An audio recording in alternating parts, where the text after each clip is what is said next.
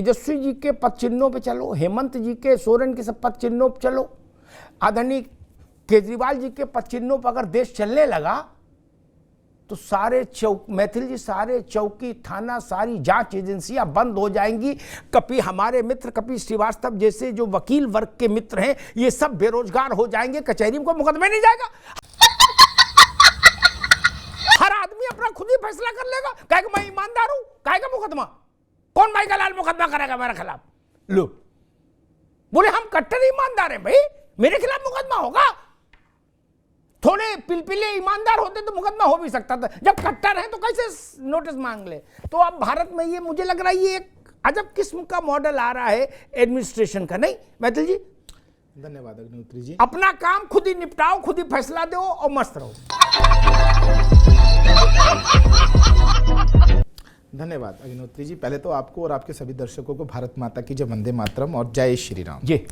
देखिए, अभी मैं सुन रहा था, तीनों प्रवक्ताओं को मैंने सुना और किस प्रकार से वो भ्रष्टाचार को एक आम आदमी की ज़रूरत जिसे कहेंगे वो दिखा रहे थे कि भाई हम भ्रष्टाचार भी करेंगे, उसके बाद हमारे कानूनी हित भी जो हैं वो सुरक्षित रहने चाहिए। मैं पूछना चाहता हूँ, तकी साहब कह रहे थे कि हम तो बहुत सहयोग कर रहे थे। मैं शराब घोटाले के अंदर, जिसके अंदर आम आदमी पार्टी के जितने भी ये नेता हैं वो लगे जा रहे हैं, धरे जा रहे हैं, उनके खिलाफ ईडी के पास बहुत मजबूत जानकारियां हैं। अरविंद केजरीवाल जी जैसी सत्ता में आएंगे, सबसे पहले जो है शीला दीक्षित जी के खिलाफ कार्रवाई करेंगे। चलिए, अब इसके इतर मैं बात करता हूँ कि तो कट्टर ईमानदार है और वो जनता जानती है कट्टर ईमानदार है, कट्टर भ्रष्टाचारी है। अगर ये ईमानदार होते या इतनी सी भी कहीं पे कोर्ट में कहीं पे भी कानूनी सहायता मिल सकती होती तो कोर्ट इनको सच में जमानत देता। अब मैं आ जाता हूं ईडी की कार्रवाई के ऊपर, और जो चिल्ला रहे हैं, आप देखिए अग्निहोत्री जी, पिछले 9 साल के अंदर इस देश की जो अर्थव्यवस्था है उसमें आमूलचूल परिवर्तन हुआ। 5वीं बड़ी अर्थव्यवस्था बनी, हमारा forex reserve all time hit हुआ। हम लोग विदेशी अर्थव्यवस्थाओं के डावाडोल होने के बावजूद भी देश में स्ट्रांगली अपनी अर्थव्यवस्था को कायम रख पाए। उसका कारण क्या है वो भी मैं आपको बता देता हूं।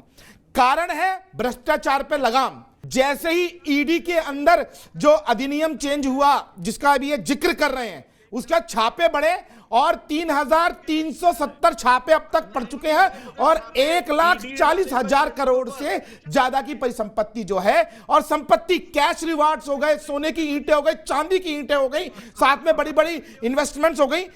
ईडी के जो कानून है जिनकी चर्चा हुई,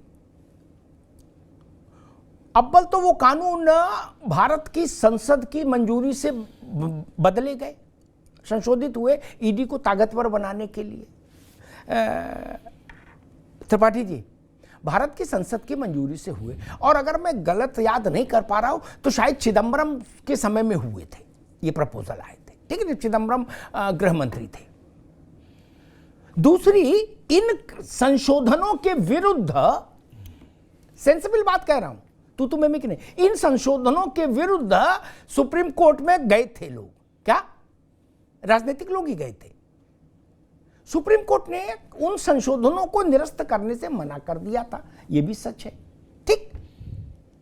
तीसरी बात, अभी किसने, तकी साहब ने या किसने कही कि भाई हम लोग इसलिए छुपे हैं, सामने नहीं जा रहे हैं ईडी के नोट के, कि वो पकड़ के बंद कर देंगे, फिर हम छूट नहीं पाएंगे, फिर हम ही को साबित करना पड़ेगा कि हमने चोरी नहीं की। कौन है ये लोग? कहां से आते हैं? आपको सिद्ध करना है कि आपने अपराध नहीं किया। क्राइम अगेंस्ट वुमेन के कैटेगरी में जितने अपराध हैं, लगभग सब में इस देश ने यही प्रवृत्ति, यही प्रकृति स्वीकार की है कि जिस पर आरोप है क्राइम अगेंस्ट वुमेन में, उसको ही बताना, सिद्ध करना होगा कि हम दोषी नहीं हैं, हमने अपराध नहीं किया। त्रिपाठी जी, कोई नई बात है क्या? सुप्रीम कोर्ट गए थे ना इस मामले में कि ईडी को पुरानी स्थिति में लौटा दिया जाए,